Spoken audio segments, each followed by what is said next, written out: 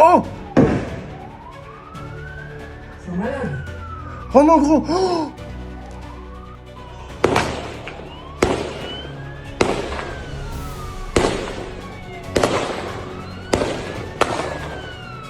کبھی کبھی تاریخ کے بڑے لمحات کسی وردی پوش یا پھر تربیت یافتہ فوجی کے کارنامے کی وجہ سے رقم نہیں ہوتے ہیں، بلکہ ایک عام آدمی کے ہاتھوں رقم ہونے والی بہادری وہ تاریخ کا حصہ بن جاتا ہے۔ اس کی مثال یہ ہے کہ سڈنی کے ساحلی علاقے میں کے بودھی بیچ پر کل ایک دردناک واقعہ پیش آیا۔ دو شخص جو باپ بیٹا ہے وہ اچانک یہودیوں کا ایک تہوار منایا جا رہا تھا ہنوکا، وہاں پہ فائرنگ شروع کر دی، افراتفری کا عالم مچ گیا۔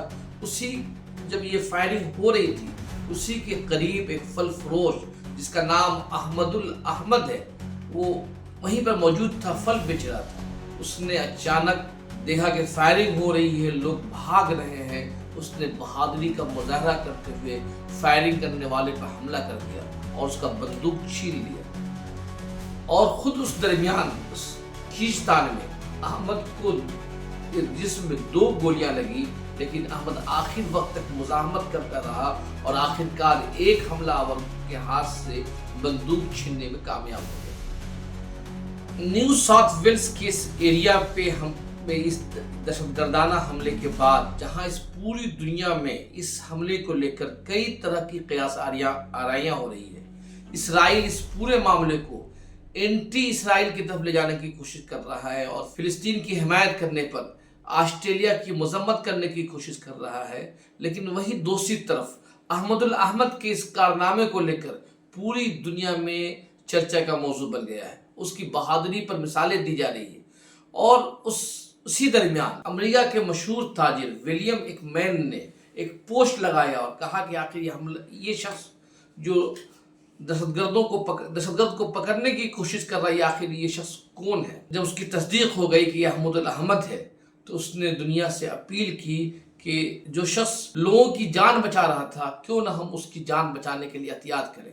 وک مین نے خود $1,00,000 کا عطیہ دینے کا اعلان کیا، اور اس کے بعد سے اب تک جب میں نے آپ کے سامنے خبر پیش کر رہا ہوں، تقریباً $11,00,000 امریکی جمع ہو چکے ہیں۔ ظاہر بات ہے کہ پوری دنیا سے اتنی بڑی رقم کا جمع ہو جانا اور اپنے آپ میں ایک مثال ہے کہ پوری دنیا ایک طرف جہاں کچھ لوگ بے قصور لوگوں کی جان لے رہے تھے، وہیں ایک طرف ایک شخص ایسا بھی تھا جس نے اپنی جان کو خطرے میں ڈال کر لوگوں کی جان بچانے کی کوشش کی۔ دراصل یہ تماچا ان لوگوں کے چہرے پر بھی ہے جو لوگ دہشت گردانہ واقعے کو مذہب سے جوڑنے کی کوشش کر رہے ہیں، چونکہ جن 2 حملہ آوروں کو گرفتار کیا گیا ہے وہ 2 حملہ آوروں کا تعلق اسلام سے ہے، وہ دونوں مسلمان ہیں، لیکن بچانے والا بھی مسلمان ہے۔